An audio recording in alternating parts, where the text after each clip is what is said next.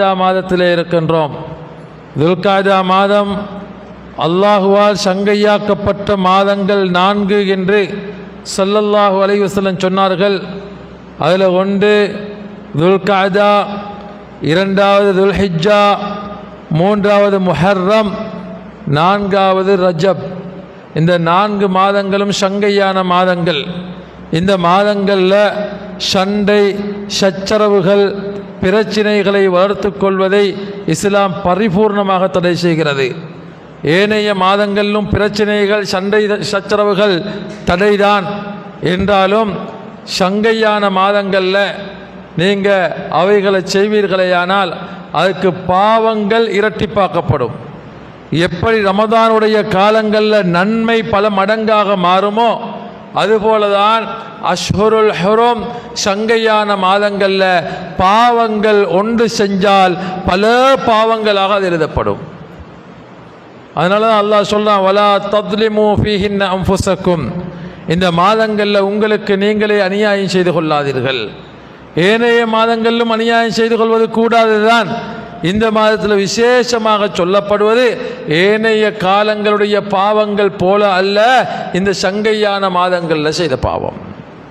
துல்ஹிஜ்ஜா மாதம் ஹஜ்ஜுக்கு தயாராகக்கூடிய மாதம். ஹஜ்ஜுக்காக வேண்டி வெளிப்பட்டு செல்வதற்கு ஆரம்பிக்கக்கூடிய மாதம் துல்காதா மாதம். இந்த மாதத்தில் நிறைய பேர் ஹஜ்ஜு செய்வதற்கு திட்டமிட்டிருப்பார்கள். அல்லாஹ் அவர்களுக்கு ஹஜ்ஜை இலேசிப்படுத்துவானாக.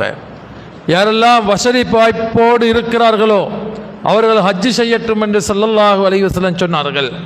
வசதி என்று வரும்போது பொருளாதார வசதி, அதே போன்று உடம்புல ஆரோக்கியமும் இருக்க வேண்டும். அதே போன்று பிரயாணம் செய்யும் போது பாதையில் பிரச்சனை இருக்கக்கூடாது.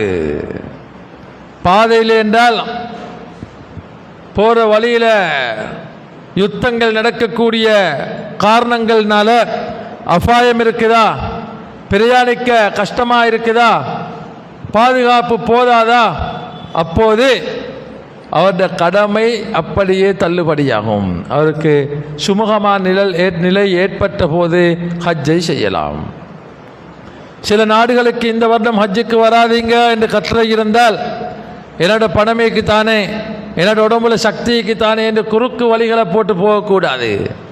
இஸ்லாம் சொல்கிறது, பாதையும் சேஃப்டியாக இருக்கணும், உடம்பிலும் செய்வதற்கு சக்தி ஆரோக்கியம் இருக்கணும், அதே போன்று பண வசதியும் இருக்கணும்.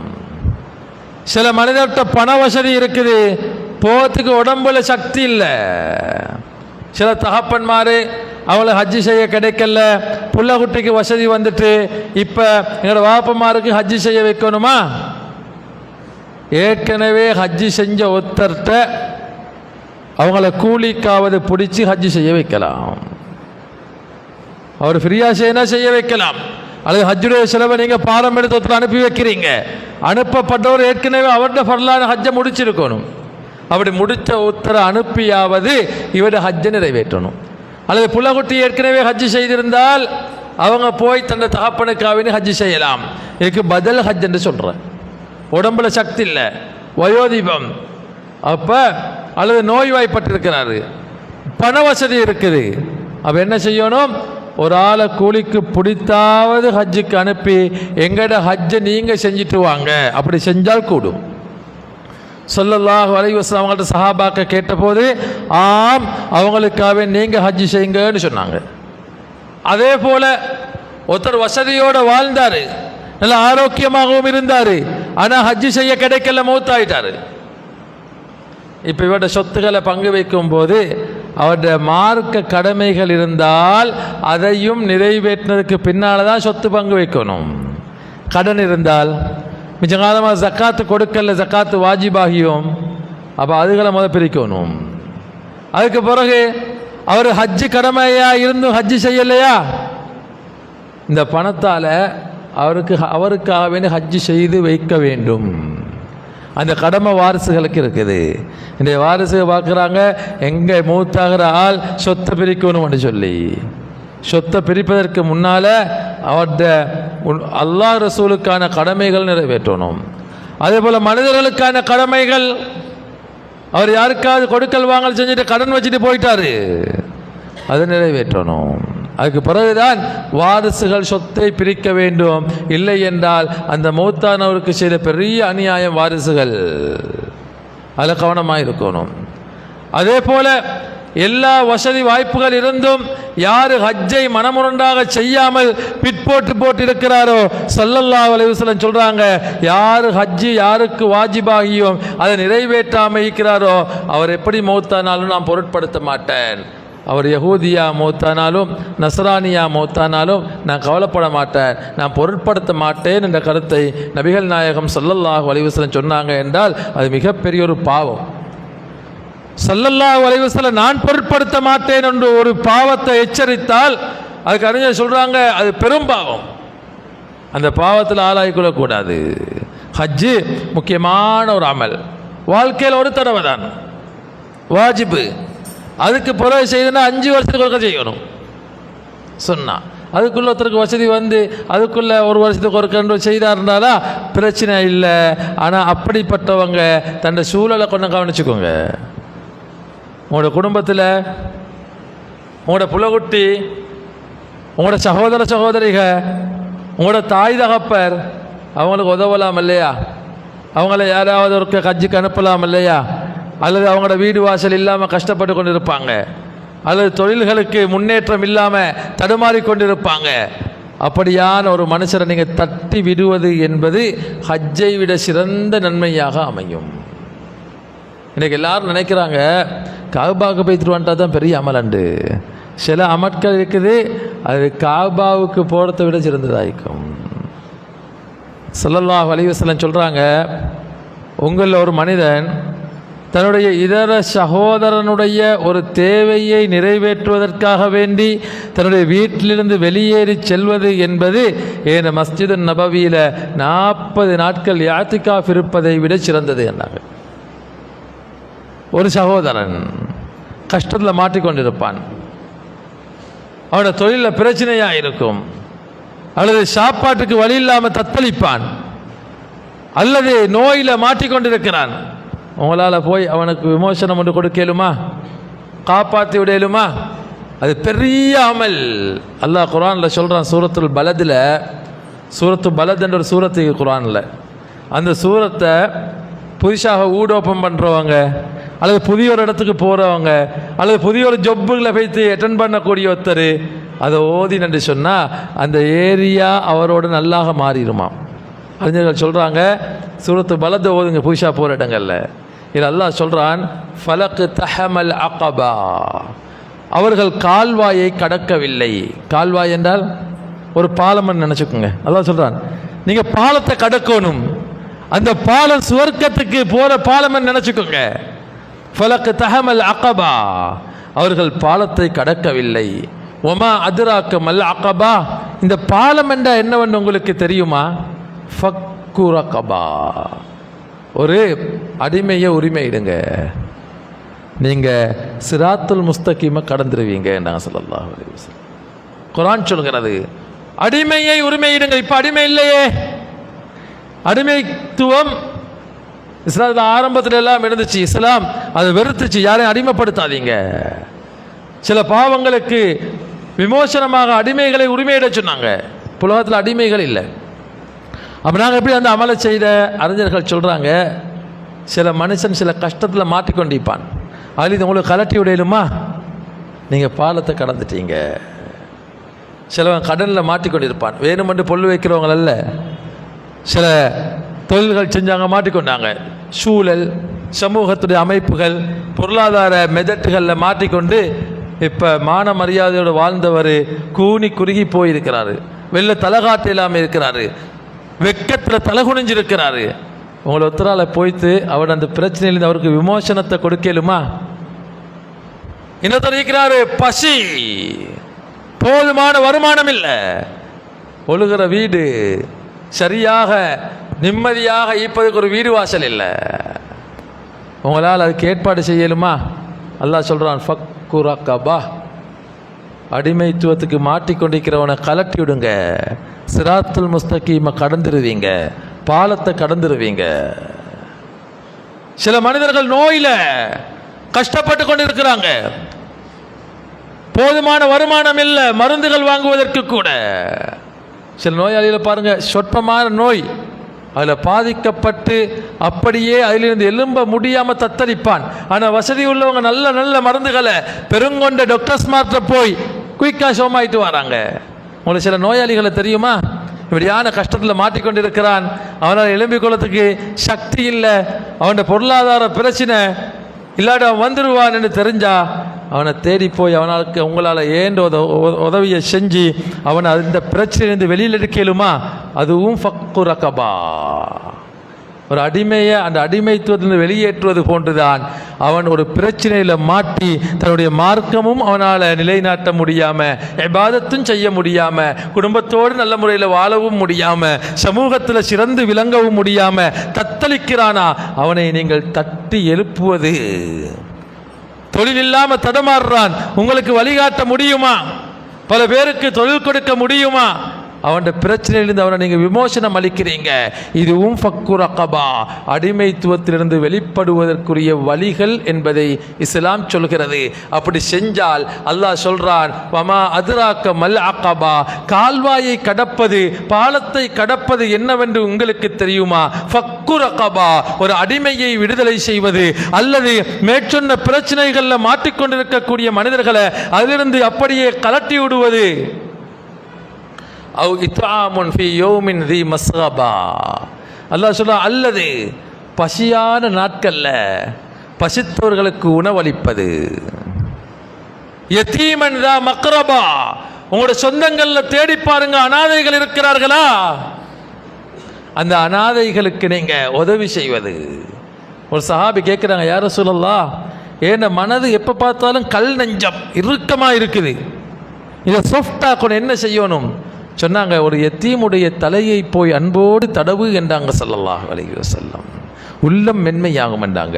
அன வகாஃபிலுல் யதீமி கஹாத்தைன், நானும் யத்தீம்களை பராமரிப்பவனும் நாளை மறுமையில் இவ்வாறு இருப்போம் என்று 2 விரல்களை ஒன்றாக சேர்த்து காட்டினாங்க ஸல்லல்லாஹு அலைஹி வஸல்லம். எவ்வளோ பெரிய பாக்கியம். சில மனுஷன் நினைக்கிறாங்க இபாதத்து என்பது பள்ளிக்குள்ளதான் என்று. உங்களோட வாழ்க்கையில் எல்லா கட்டங்களும் இபாதத்து, அதில் மிக விசேஷமானது அல்லாஹுடைய அடியார்களுக்கு பிரயோஜனமாக இருப்பது, அல்லாஹுடைய அடியார்களுக்கு பிரயோஜனமாக இருப்பது. சில பிள்ளைகளை பாருங்க, சிறு வயதில் நல்ல ஆற்றல் உள்ள பிள்ளைகளாக இருப்பாங்க, நல்ல இன்டெலிஜென்ட்டாக இருப்பாங்க. இப்படி அவங்களை கண்டு கொண்டால் பாருங்க, இந்த சமூகத்துக்கு சிறந்தவனாக இவனை உருவாக்கலாம் என்று உங்களுக்கு விளங்குதா? அவனுக்கு என்ன செய்யலாம்? இவன் நல்ல காலேஜில் படிக்க வைக்கலாமா? இவனை கல்வியை நான் பாடம் எடுத்துட்டால் இவன் நாளைக்கு சமூகத்துக்கும் தன்னுக்கும் அவன் குடும்பத்துக்கும் பிரயோஜனமான ஒரு மனிதனாக இவன் மாறுவான் உங்களுக்கு விளங்கினால் உதவி செய்யுங்க. அவன் வாழும் காலம் எல்லாம் செய்த எல்லா நல்ல மக்களோட கூலி உங்களுக்கும் வந்து சேரும். ஸல்லல்லாஹு அலைஹி சொன்னாங்க, தால்லு அலல் கைரி கஃபாஇலி, நலவை காற்றி கொடுப்பவன், நலவுக்கு உதவியாக இருப்பவன் அதை செஞ்சவனை போல என்றாங்க ஸல்லல்லாஹு அலைஹி வஸல்லம். செஞ்சவன் கூலியில் எதுவுமே குறையாது, அது போல இவருக்கும் கூலி கிடைக்கும் என்றாங்க. இது எங்களோட மார்க்கம் கண்ணியத்துக்குரியவர்களே. அப்போ ஹஜ்ஜு ஒரு மனிதன வாழ்க்கையில் ஒரு தடவை தான் கடமை. ஸல்லல்லாஹு அலைஹி ஒருக்குத்தான் செஞ்சாங்க. இன்னும் உங்களுக்கு ஆசையா செய்யலாம், தப்பில்லை, நன்மை இருக்குது. ஆனால் உங்களோட குடும்பத்துக்குள்ள, உங்களோட சமூகத்துக்குள்ள நான் மேற்சொன்ன விஷயங்களில் தத்தளிக்கிற மனிதர்களுக்கு நீங்கள் உதவி செஞ்சு அவங்கள கட்டி எழுப்புவீர்களே, ஆனால் அதை பல ஹஜ்ஜுகளுக்குரிய நன்மை அதில் இருக்குது கண்ணியத்துக்குரியவர்களே. அதுதான் ஸல்லல்லாஹு அலைஹி வஸல்லம் சொல்றாங்க, உங்களில் ஒருவர் தன்னுடைய முஸ்லிமான ஒரு சகோதரனுடைய தேவையை நிறைவேற்றுவதற்கு வீட்டிலிருந்து வெளியாகி போய் செஞ்சுட்டு வார் என்று சொன்னால், ஏன்னா மஸ்ஜிது நபவியில் 40 நாட்கள், இன்னொரு ரிவாயத்தில் 1 மாதம் யாத்திகாஃப் இருந்த நன்மை கிடைக்குது. நம்ம எல்லாம் சொல்லுவோம் ஒயிட் காபட்டுக்குள்ளே போகணும், ஒயிட் காபட்டுக்குள்ளே ரௌதத்து மின் ரியாதில் ஜன்னா. ஸல்லல்லாஹு சொல்கிறாங்க, அதை விட நன்மை கிடைக்கிறவன்ட காட்டுத்தரவா, உன்னோட சகோதரனுடைய ஒரு கஷ்டத்தை நிவர்த்தி செய்வதற்காக, அவனுக்கு உதவுவதற்காக நீ செல்லு என்றாங்க ஸல்லல்லாஹு அலைஹி வஸல்லம். அப்படியான செய்யக்கூடியவங்க பயப்பட தேவையில்லை. உங்களோட பிரச்சனையை அல்லாஹ் பார்த்துக்கொள்வான், உங்களோட கஷ்டங்களை அல்லாஹ் பார்த்துக்கொள்வான். உங்களோட மனசில் ஒரு கவலையா, ஒரு துக்கமா, யார்கிட்டையும் சொல்லலாவா, அல்லாஹ்வோட அடியார்களுக்கு பிரயோஜனமாகிறீங்க, அல்லாஹ் உங்களோட விஷயத்தை பாதுகாத்துக் கொள்வான். ஸல்லல்லாஹு அலைஹி வஸல்லம் சொல்றாங்க, வல்லாஹு ஃபீ அவுனில் அப்தி, ஒரு அடியானுடைய உதவியில் அல்லாஹ் இருப்பான். மா கானல் அப்து ஃபி ஔனி அஹீஹி, அந்த அடியான் தன் இதர சகோதரனுக்கு உதவியாக இருக்கும் காலமெல்லாம் அவனுக்கு அல்லாஹ் உதவியாக இருப்பான் என்று காரூணிய கடல் கண்மணி ஸல்லல்லாஹு அலைஹி வஸல்லம் சொல்கிறாங்க. கண்ணியத்துக்குரியவர்களே, அதே போல் இந்த மாதத்தில் தான் ஸல்லல்லாஹு அலைஹி வஸல்லம் அவருடைய அருமை புதல்வி ஸைனப் ரலியல்லாஹு அன்ஹா, ரசூலுல்லாஹ்வுடைய மகள், மூத்த மகள், இவங்களை பற்றி அதிகமாக இஸ்லாமிய வரலாறு பேசும். இந்த துல்காதா மாதத்தில் அவங்க ஹிஜ்ரத்து சென்றாங்க. ஸல்லல்லாஹு அலைஹி வஸல்லம் அன்போடு பக்குவமாக வளர்த்த பிள்ளை ரபியா என்பவருக்கு ஸல்லல்லாஹு அலைஹி வஸல்லம் திருமணம் முடிச்சு கொடுக்குறாங்க. அபு ஆமிர் ரபியா என்பவருக்கு திருமணம் முடிச்சு கொடுக்குறாங்க இஸ்லாத்துக்கு முன்னாலேயே. ஸல்லல்லாஹு அலைஹி வஸல்லம் முதல் மகள் ஹதீஜா நாயிட புள்ள. அப்போ இவங்க தன்னுடைய குடும்பத்தோடு அன்போடு வாழ்ந்து கொண்டிருக்கிறாங்க. இஸ்லாம் வரல. ஸல்லல்லாஹு அலைஹி வஸல்லம் இஸ்லாத்தை அறிவிக்கிறாங்க, அல்லாஹ் என்னை நபியாக அனுப்பி இருக்கிறான் என்று. மகள் ஏற்றுக்கொள்கிறாங்க, அவருடைய கணவர் ஏற்றுக்கொள்ளல. ஒரு அழகான வரலாறு. அவங்களோட மகள் ஏற்றுக்கொள்கிறாங்க ஸல்லல்லாஹு அலைஹி வஸல்லம் அவங்கள, அவருடைய கணவன் ஏற்றுக்கொள்ளல. ஸல்லல்லாஹு அலைஹி வஸல்லம் தகப்பனா கணவனா என்ற ஒரு இக்கட்டான நிலை. தகப்பன் ஹிஜ்ரத்து செல்றாங்க மதீனாவுக்கு, மகளுக்கு பேய்த்து கொள்ள இயலா, மகளுக்கு பேய்த்து கொள்ளத்துக்கு இயலாது. கணவன் ஸல்லல்லாஹு அலைஹி வஸல்லம் அவங்கள்ட்ட வந்து கேட்குறாங்க, யா ரசூலல்லாஹ், இந்த கணவன் காஃபிராக இருக்கிறார், நான் முஸ்லீம், என்ன செய்யணும்? சொன்னாங்க, காஃபிர்களுக்கு முஸ்லிமான பெண்கள் வந்து ஹலாலாக மாட்டார்கள், என்றாலும் உங்களுடைய கணவரோட நீங்கள் நல்ல முறையில் நடந்துக்கோங்க, உறவை தவிர்த்து கொள்ளுங்கள், உடலுறவை தவிர்த்து கொள்ளுங்கள் என்று ஓரமாக்கிட்டாங்க. ஆனால் அவரை விட்டு போட்டுட்டு நான் வரவா? இல்லை, அல்லாஹ்வுடைய உத்தரவு வரும் வரைக்கும் நீங்கள் உங்களோட கணவரோடே இருந்துக்கோங்கன்ட்டாங்க ஸல்லல்லாஹு அலைஹி வஸல்லம். மகளை விட்டுட்டு ஸல்லல்லாஹு அலைஹி வஸல்லம் மதீனாவுக்கு போகிறாங்க. பாருங்க, இஸ்லாம் என்பது கடுகடுப்பான ஒன்றல்ல, மனித வாழ்க்கைக்கு முரணானதும் அல்ல. ஸல்லல்லாஹு அலைஹி வஸல்லம் ஒரு பெண்மணியை திருமணம் முடிக்கிறாங்க, அபூ சுஃபியானுடைய மகள். அபூ சுஃபியானோ இஸ்லாத்தை ஏற்றிருக்கல. அந்த நேரத்தில் ஸல்லல்லாஹு அலைஹி வஸல்லம் வீட்டில் அவனோட மகள் ஸல்லல்லாஹு திருமணம் முடிக்கிறாங்க, அவரும் பொன் கொடுக்கிறாரு. ஸல்லல்லாஹு அலைஹி வஸல்லம் வீட்டில் இருக்கிறாங்க. மகளை பார்க்கறதுக்கு அபூ சுஃபியான் வாராரு, காஃபிரான நிலைமையில். மனைவி கேட்குறா, யா ரசூலல்லாஹ், என் வாப்பா காஃபிரான நிலையில் என்னை சந்திக்க வராரு, நான் என்ன செய்யணும்? அக்ரிமி அபா, வாப்பாக்கு கொடுக்குற சங்கையை கொடுத்துக்கோண்டாங்க. இஸ்லாம் வந்து வாப்பா என்ற நிலையை இல்லாமல் ஆக்காது, கணவன் என்ற நிலையை இல்லாமல் ஆக்காது. சில சட்டங்கள், வரையறைகள் மட்டும் இருக்கும். உனக்கு அல்லாஹ்வுக்கு மாற்றமாக செயற்பட அவன் ஏவாத வரைக்கும் அவனுக்கு கட்டுப்படு, அல்லாஹ் ரசூலுக்கு மாற்றம் சொன்னா செய்யாதேன்றாங்க. அடுத்தபடிக்கு கணவனுடைய கடமையை நிறைவேற்று, வாப்பாவுடைய கடமையை நிறைவேற்று என்று ஸல்லல்லாஹு அலைஹி வஸல்லம் தண்ட போர்வையை கொடுக்குறவங்களோட வாப்பாவை கண்ணியமாக உட்கார வைங்க என்று அதை பார்த்தவருக்கே இஸ்லாம் உள்ளத்தில் ஊண்டுகிறது. இதுதான் இஸ்லாம். கண்ணியத்துக்குரியவர்களே, அப்போ ஸல்லல்லாஹு அலைஹி வஸல்லம் அந்த மகளார் ஸல்லல்லாஹு மதீனா போயிட்டாங்க, இவங்களுக்கு போகையில் நிற்கிறாங்க. பத்ர் யுத்தத்தில் அவங்களோட கணவர் இஸ்லாத்துக்கு எதிரான படையில் வந்து கைதியாக பிடிபட்டுட்டாங்க. ஸல்லல்லாஹு அலைஹி வஸல்லம் கைதிகள் உங்கள்கிட்ட ஏதாவது இந்த இஸ்லாத்துக்கு கொடுத்துட்டு நீங்கள் தப்பி போயிருங்கன்றாங்க. இவரு கொடுக்கறது கொண்டும் இல்லை.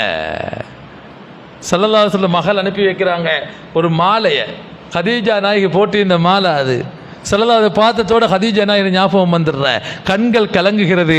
சொன்னாங்க, அருமை சஹாபாக்களே, இவரை மட்டும் உற்றேலுமா, இந்த மாலையையும் கொடுத்தே விட்டுருங்க, என் மகள்ட மாலை இது, என் ஹதீஜா அணிந்திருந்தது, இவரை மட்டும் விட்டால் நியாயம் இல்லையே, இது போல மற்ற கைதிகளையும் அவங்க விரும்பினா போத்து விட்டுருங்கன்றாங்க. இந்த மனிதனுடைய உள்ளத்தில் இஸ்லாம் ஊடுருவுகிறது. இஸ்லாம் எவ்வளோ அன்பான மார்க்கம். இஸ்லாம் மரணித்த மனைவியை ஞாபகப்படுத்தி அந்த மனைவியுடைய மாலையை பார்த்து தன் மனைவியை அன்போடு ஞாபகப்படுத்தி கண்ணீர் வடிக்கிற நாயகம் அவர்தான் எங்களுடைய தலைவர். தன்னுடைய மகளார், ஏண்ட மகள் நான் சொல்றது தான் கேட்கணும், எனக்கு பின்னால தான் வரணும், எந்த இதுவும் இல்லை, அவளுடைய வாழ்க்கையில் சில சந்தோஷங்கள் இருக்க வேண்டும் அல்லவா என்பதை விட்டு வந்த நாயகம் ஸல்லல்லாஹு அலைஹி வஸல்லம் தன் மகளுக்கு சொல்றாங்க, இப்போ உங்களுக்கு மதீனாவுக்கு வரலாம் என்கிறாங்க. அவங்க ஹிஜ்ரத்து போறாங்க, துன்புறுத்தப்பட்டாங்க குறைஷிகளால. அதை பார்த்து கணவனுக்கு கவலை, மனைவியை அனுப்பிட்டு அன்பாக நற்குணமாக இருந்த என் மனைவி அல்லவா இப்போ அவங்களோட வாப்பா கிட்ட போயிட்டாரு, பல வருஷம் என்னோட இருந்து முயற்சி செய்தும் பார்த்தாரு நான் அவருடைய மார்க்கத்துக்கு வருவாரா என்று. அதற்கு பின்னால் நான் செல்லவில்லை, அல்லாஹ்வுடைய கட்டளை என்று சொல்லிவிட்டேன், மனைவி சென்று விட்டாரே என்று கவலையோடு இருந்த அந்த மனிதர் இஸ்லாத்தை ஏற்றுக்கொள்கிறார். அல்லாஹ்வுடைய தூதரை நோக்கி மதீனாவுக்கு செல்கிறார். இப்படி இஸ்லாம் பல மனிதனுடைய வாழ்க்கையில் அதனுடைய உயர்வான போதனைகள் நற்குணத்தை கொண்டுதான் இஸ்லாம் அவர்களிலே நுழைந்தது. இஸ்லாம் வாளால் பரவிய மார்க்கம் அல்ல. உலகத்திலேயே இஸ்லாம் போன்ற யுத்த தர்மம் வேறு எந்த மனிதர்களாலோ எந்த இயக்கங்களாலோ எந்த நாடுகளாலேயோ முன்வைக்கப்படவில்லை. கிட்டத்தில் ஐக்கிய நாடு சபையில் கூட ஒரு முஸ்லிம் அல்லாத ஒரு அறிஞர் பேசுகிறாரு, நபிகள் நாயகம் ஸல்லல்லாஹு அலைஹி வஸல்லம் அவருடைய கடைசி ஜும்ஆ, கடைசி ஹுத்பா, கடைசி ஹஜ்ஜத்துல் வதாஅல வச்சு ஸல்லல்லாஹு அலைஹி வஸல்லம் பேசின வார்த்தை, பெண்களுடைய விஷயத்தில் நீங்கள் நன்றாக நடந்து கொள்ளுங்கள், உங்களுடைய இரத்தங்கள் அவைகளை ஓட்டாதீர்கள், மன்னியுங்கள், வட்டி எடுக்காதீர்கள், கொலை செய்யாதீர்கள், யுத்தங்களை விட்டுவிடுங்கள் என்று ஸல்லல்லாஹு அலைஹி வஸல்லம் பேசிய பேச்சு ஐக்கிய நாடு சபையில் ஞாபகப்படுத்தப்படுகிறது. பத்ர் யுத்தத்துக்கு சஹாபாக்கள் செல்லும் போது ஸல்லல்லாஹு அலைஹி வஸல்லம் சொல்லிக் கொடுத்த அந்த யுத்த தர்மம் உலகத்தில் யாராலும் முன்வைக்கப்படல. அது போன்று ஒன்று இதுவரைக்கும். ஸல்லல்லாஹு அலைஹி வஸல்லம் சொல்றாங்க, உங்களோட யுத்தத்துக்கு வராதவங்களை கொல்லாதீங்க, பெண்களை கொல்லாதீங்க, சிறார்களை கொல்லாதீங்க, முதியோர்களை கொல்லாதீங்க, பலன் தரக்கூடிய மரங்களை வெட்டாதீர்கள், பொது சொத்துகளுக்கு தீங்கு விளைவிக்காதீர்கள் சொல்லிட்டு ஒரு வார்த்தை சொல்றாங்க. அதைத்தான் நடுநிலையாக பார்க்கக்கூடிய மாற்று மத அறிஞர்கள் கூட தங்களுடைய சிந்தனையை தூண்டுகிற ஒரு வார்த்தை என்று சொல்றாங்க. என்ன தெரியுமா?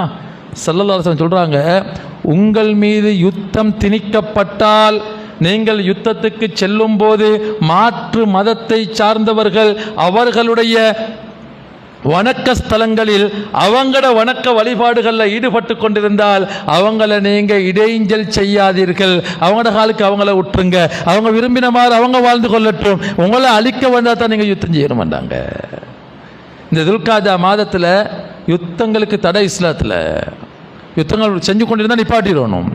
ஆனால் அவங்களே அத்துமீறி மீண்டும் எங்களை தாக்கினால் திருப்பி அடிக்கலாம் என்ற சட்டத்தையும் இஸ்லாம் சொல்கிறது. இன்று இஸ்லாமிய நாடுகள் நடக்கிற ஜிஹாதுகளை பாருங்க, சில மக்கள் கேட்குறாங்க, ஒரு அடிக்கு அழிச்சு போட்டா சரிதானே, ஒரே அடிக்கு வம்சம் போட்டா சரிதானே என்று. இஸ்லாமிய யுத்தம் அப்படி இல்லை, அப்பாவிகளை கொல்லேலாது. இது இஸ்லாம் காட்டி கொடுக்கிற. ஏனென்றால் இந்த உலகத்தை படைச்ச ரப்புல் ஆலமீனுடைய மார்க்கம், அவன் படைப்புகள். அல்லாஹ் பொதுவாக எல்லா படைப்புகளுடைய ரப்பு என்பதை இந்த இடத்துல அல்லாஹ் நிரூபிக்கிறான். கணியத்துக்குரியவர்களே, சுருக்கம் என்னவென்றால், நல்ல காலங்களில் வாழ்ந்து கொண்டிருக்கிறோம். சங்கையான மாதம், ஹஜ்ஜு கடமையானவங்க அதை நிறைவேற்றுங்க, இல்லாட்டி அதுக்கு மாபெரும் பாவம் என்று ஸல்லல்லாஹு அலைஹி வஸல்லம் எச்சரித்திருக்கிறாங்க. ஹஜ்ஜுக்கு போகக்கூடியவங்க நல்ல நியத்து வைத்து அல்லாஹ்வுக்காக வேண்டி என்று பெருமைகளோ தக்கம்பர்களோ வந்து விடாம செய்து கொள்ளுங்க. ஒன்றுக்கு மேற்பட்ட ஹஜ்ஜுகள் செய்தவர்கள், உங்களை சார்ந்தவர்களில் ஏதாவது பிரச்சனைகள் குற்றங்கள் இருந்தால், ஏதாவது அவர்களோட பலகீனங்கள் இருந்தால், ஏதாவது அவங்களோட தேவைகள் இருந்தால் நிறைவேற்றுவதற்கு முயற்சி செய்யுங்க. இதுவெல்லாம் நல்ல மக்கள் என்ற விஷயத்தை ஞாபகப்படுத்திக் கொள்வோமாக. எல்லாம் வல்ல அல்லாஹ் நம் அனைவரையும் மன்னித்தருள்வானாக. நம் அனைவருக்கும் நல்ல விடயங்களுக்கு ஆர்வம் ஊட்டுவானாக. நல்ல புத்தியை எங்கள் அனைவருக்கும் தந்தருள்வானாக. எங்களுடைய தொழில்களை ஹலாலை நிரப்பமாக்கி தந்தருள்வானாக. உடம்பிலே ஆரோக்கியத்தை தந்தருள்வானாக. நோய்களை குணப்படுத்துவானாக. எங்களால் பல மனிதர்கள் பிரயோஜனம் அடையக்கூடிய பாக்கியத்தை ரப்புல் ஆலமீன் நம் அனைவருக்கும் தந்தருள்வானாக. வஸல்லில்லாஹு அலா சய்யிதினா முஹம்மத் வ அலா ஆலிஹி வ ஸஹ்பிஹி அஜ்மஈன் வல்ஹம்துலில்லாஹி ரப்பில் ஆலமீன். லா இலாஹா இல்லல்லாஹ், லா இலாஹா இல்லல்லாஹ், லா இலாஹா இல்லல்லாஹ், லா இலாஹா